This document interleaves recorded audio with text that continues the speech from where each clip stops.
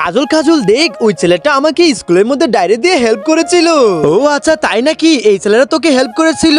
আরে এটা কি কল আসছে মনে হচ্ছে। হ্যালো, হ্যাঁ মা, আমি 10 মিনিটের ভিতরে আসতেছি বাসায়। আরে প্রিয়া চল, আমার লেট হয়ে যাচ্ছে, তাড়াতাড়ি যেতে হবে। আচ্ছা ঠিক আছে চল তাড়াতাড়ি। আরে এটা কি?